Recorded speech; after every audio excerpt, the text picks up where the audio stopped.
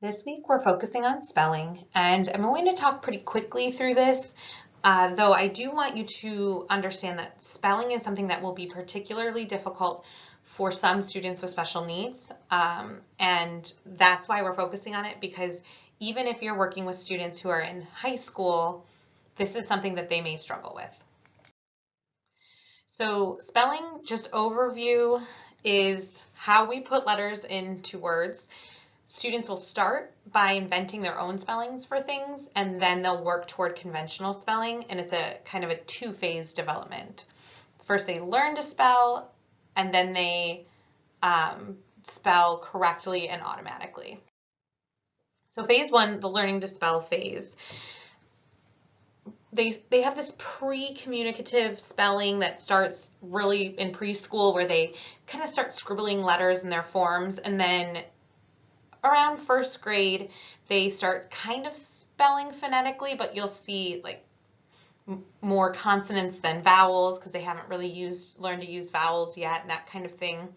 And then at age 6, generally, they start phonetic spelling. So you're teaching, as a teacher, you teach phonemes, and the students start to learn that letters equal a specific sound. And then we get to transitional spelling, which is where they begin to use the conventional alternatives for representing sounds and including vowels in every syllable.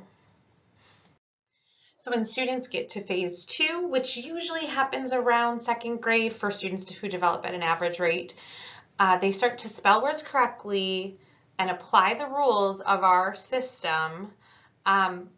And you can kind of tell when this starts happening when they recognize that words are looking wrong. That's a good way of knowing that students moved into this phase. They also can think of different spellings for the same word. So they'll consider a couple different ways to spell it and then pick the right one. But this will continue. It's ongoing. It's still, for some of us, we still do this. I'm not a great speller, so I'm consistently looking for alternative spellings. And if you look at this chart, it gives you some ideas of different age levels when different things develop. So second grade, we start formal spelling instruction. Generally, students learn to spell as they're learning to read, but we start formal spelling instruction usually in second grade.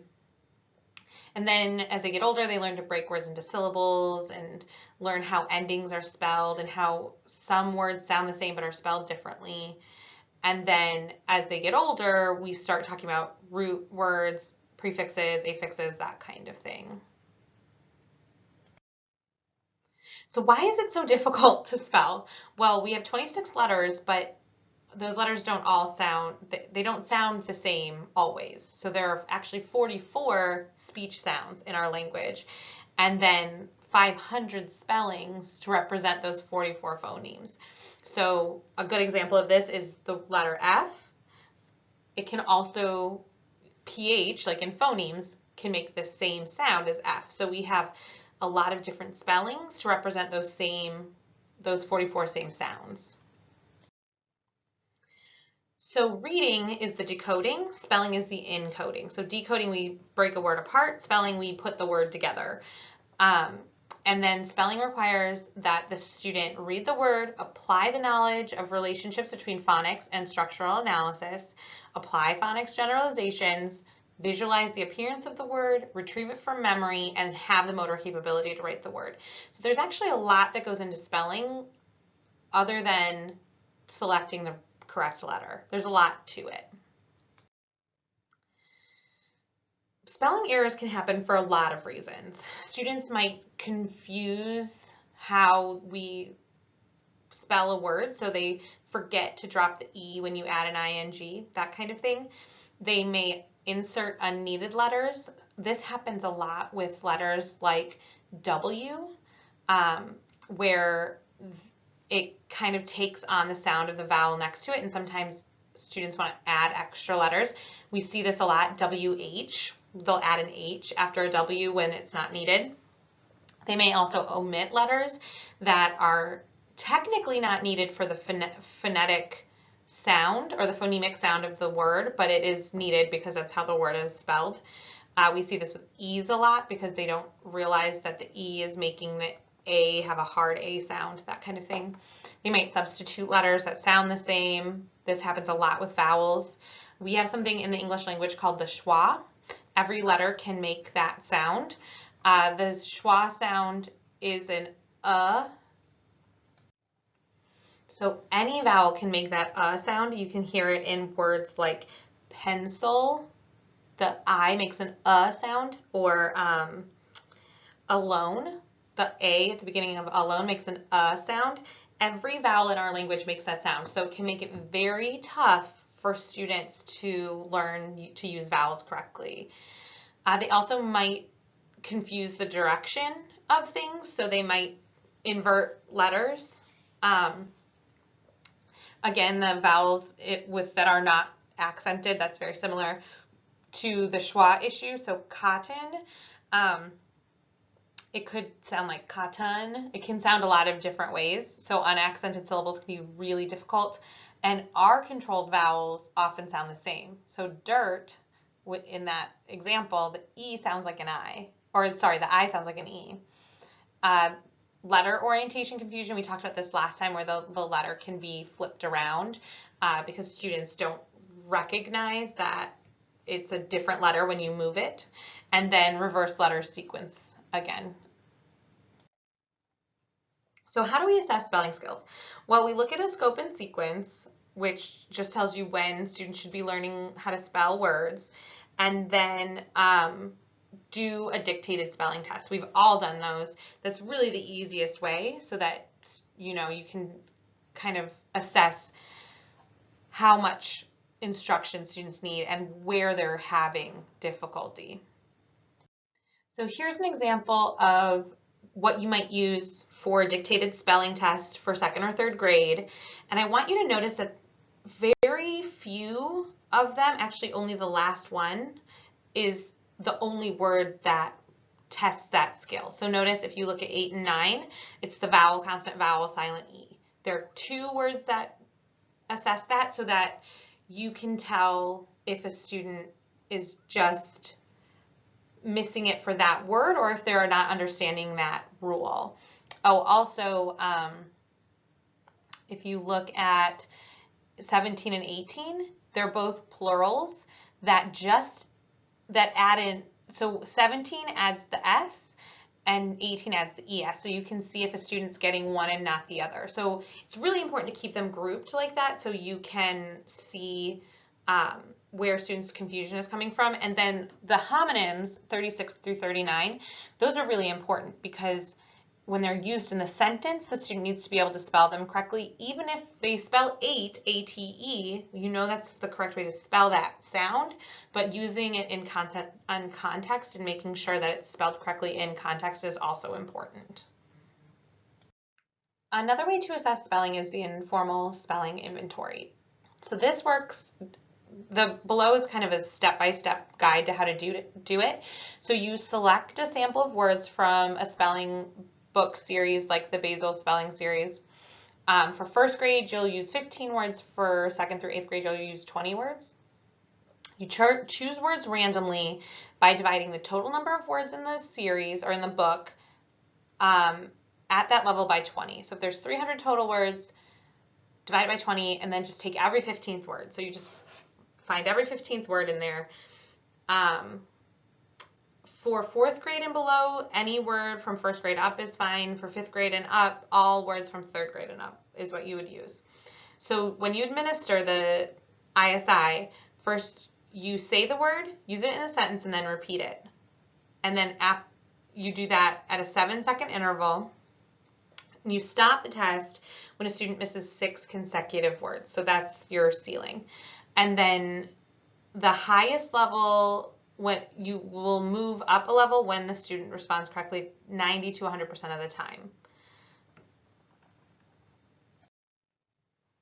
We've already talked about CBM, so I'm not going to go in depth into this. I just wanted to remind you this is another way that we assess spelling.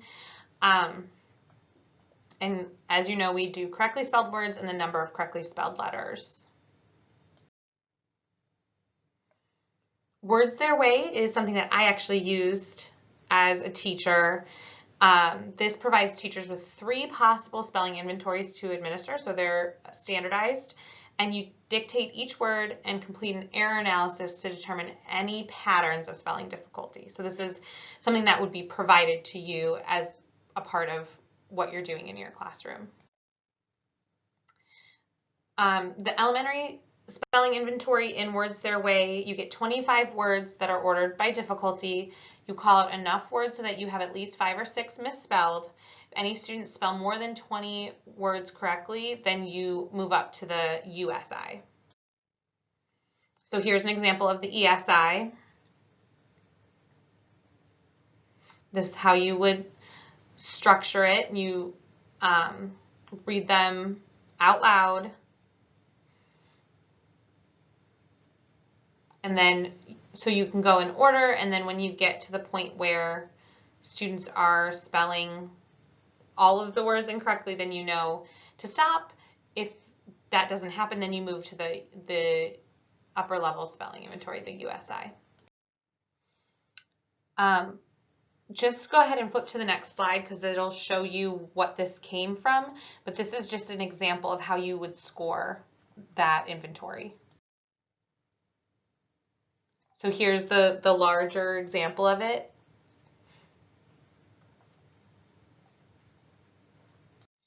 The Spell2 is an online assessment that actually will save you a lot of time and is individualized based on student performance. You'll get an analysis report, and that will help you understand where students are struggling and what mini lessons you may have to do. So that's something I think would be great to have if your school has access to that. A basic spelling vocab list can be really helpful for teachers, so you can just kind of pull from that. And they're usually high frequency words, so they're words that students often have difficulty spelling. Here's an example of a basic spelling vocabulary list for first grade. And you notice some of these are very simple words, obviously, because they're just learning to spell. And you'll see things like U, which has an asterisk by it, because students will put just the letter U instead of the word U. So those are important words to know and to focus on as you're teaching spelling. Here's a 4th grade one. If you look at the indicated words, they are probably words you had trouble with when you were a child. A lot of them have are contractions because students will often put the contraction before the N. With whole, that can be confused with HOLE. So a lot of these are obvious to us when you look at them, but it's nice to know or to have them indicated so that when you're teaching, you know what to focus on. So how to select spelling words. Student picks from writing, reading, or content areas, so the student may pick them. You as a teacher might pick the commonly misspelled ones. Words students are likely to use in their writing, so those high frequency words. And then, like I mentioned before, you may pick word families so you can identify specific spelling patterns or rules. There are a lot of strategies for teaching spelling, but important things to know: limit the number of words you introduce each day. You don't want to overwhelm students. Provide opportunities for self-directed and peer-assisted instruction. Direct students to name letters aloud as they're practiced. Include instruction in morphemic analysis. So we talked about phonemes. Morphemes are when you use multiple phonemes to form a sound. So that's something that you'll want to focus on. Provide immediate error imitation and correction. So show the student what the error was, why it was not correct, and then show them the correct way. Reinforce consistently. Retest and review as much as possible. Use the test, study, test method. So assess the student, show them the correct ways, have them study, have them practice, and then test again. And also the corrected test method. So have the student do the spelling exam, go over why it's not correct, and then have the student correct their own assessment. There are lots of different strategies. We'll go over them briefly. VAKT, Orton-Gillingham, rule-based, and test, study, test, which I just mentioned. So the visual, auditory, kinesthetic, tactile method is really exactly what it sounds like. Write and say the word while the student listens and watches you. Have them trace the word with their finger while saying it. Have them copy and write the word while saying it, and then write the word from memory. So it's a scaffolding way of teaching spelling. The Orton-Gillingham method focuses more on rule correction than the first method. So I want you to take a minute. It's about a 10-minute video. Watch the YouTube video. You don't even really have to watch the entire thing, but I want you to get an idea of how Orton-Gillingham is different from the previous method. The rule-based instruction, you'll see it's very similar to Orton-Gillingham, but instead of focusing on teaching the rule within the student's spelling like they did with in the video, you more just talk about the rules first and then have the student correct them. So you would tell the student the rule and then they would correct it. You wouldn't spend so much time going over all of the different rules that can apply in that one word. An important thing to remember about rule-based instruction is you only teach rules and generalizations that apply to a large number of words and don't have a lot of exceptions. The I before E rule is not a good one because it has so many exceptions. When we teach phonics, we have to teach all of the different rules, but when we're talking about spelling, we try to limit the rule-based instruction to what can apply to many, many words. The test, study, test technique we already talked about, and this is just giving the pretest, have the student study and correct the ones that they got wrong, do some mini lessons and some instruction, and then have the student retest at the end.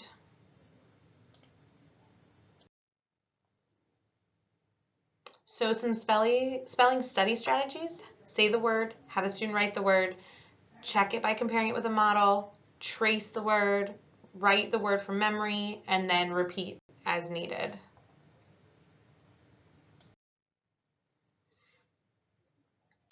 There's another variation of that where you say the word, point to it, repeat it, cover it, have a student print it. So again, from memory, compare the word to the corrected model and then the correct model and then correct any errors if necessary.